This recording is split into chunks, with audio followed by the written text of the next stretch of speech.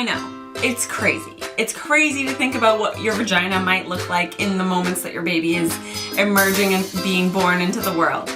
It's crazy to think about what your partner might think about your vagina in that state. So, are you going to let your partner watch, or are you going to keep him up by the head? Some partners have no interest in being at the foot of the bed either. Some partners faint easily. Some partners have a weak stomach.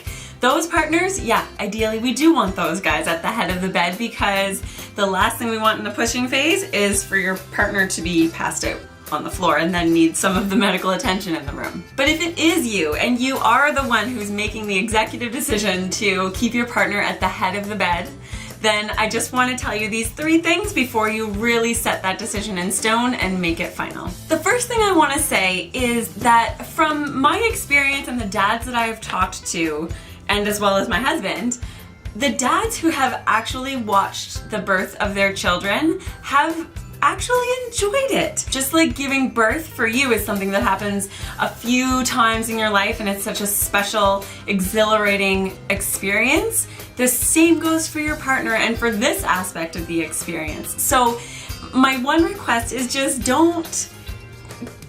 not cheat them, but don't take that away from them without necessarily considering it from all aspects and entertaining the thought that it might actually be something that they want to do, or that they're excited to do, or that they will eventually like if they get the opportunity to do. The second reason that you should reconsider your idea of keeping your partner at the head of the bed is because unless you have like 1 or maybe even 2 other labor support people at your birth, your partner is actually physically needed for physical support in the pushing phase. If you are giving birth in the lithotomy position, which is on your back with your legs up, or some modified version of that, then both legs need to actually be held up in a kind of like upright position. So your knee needs to be supported and your foot needs to be pushed on in order to open your legs and your pelvis as much as possible. And that takes strength and that takes support. At that phase in your labor, your legs are kaput. You have no energy left in them to hold them up like this as you're pushing a baby out. So sometimes the partner is actually physically needed at the foot of the bed, in which case you can't help but watch.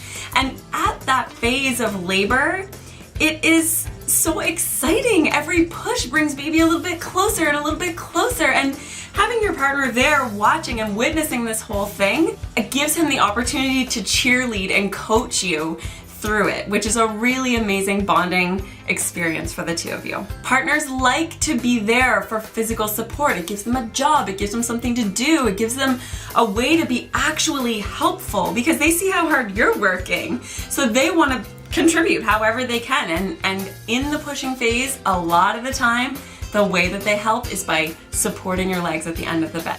All right, point number 3 is that it's not your vagina. What?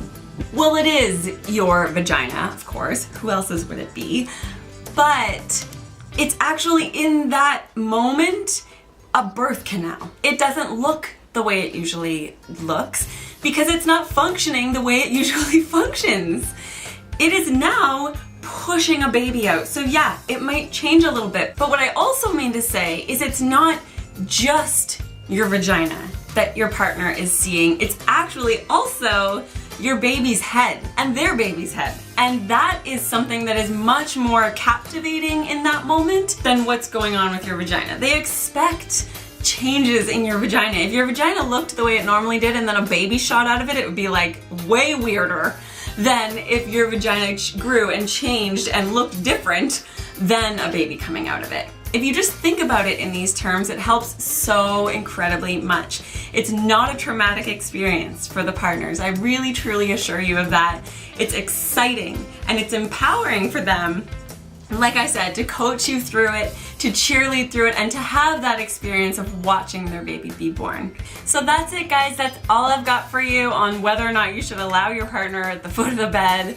I hope that this has opened your mind to maybe allowing this experience if you were pretty hell-bent on not allowing it before. And if you're still hell-bent on not allowing it and your partner agrees and you guys are in agreement of that and you have lots of alternative labor support, then by all means, this is your birth experience. It's whatever that makes you comfortable. But if you're a little bit on the fence and your partner's a little bit on the fence, I hope that this video has helped to sway you into allowing your partner to witness the birth of their baby. If you like this information and you want to hear more about naturopathic labor preparation, you can sign up for my webinar that is happening this week over at loveyourlabor.com/live webinar. You can just click the button below, give me your name and email address, and I will send you all of the details. If you liked this video, please be sure to actually like it, leave me a comment, tag a pregnant mama friend, or share it on your page. I want you to birth boldly and love your labor. Thank you so much for watching, and I will see you next time on Primer's Baby Talk.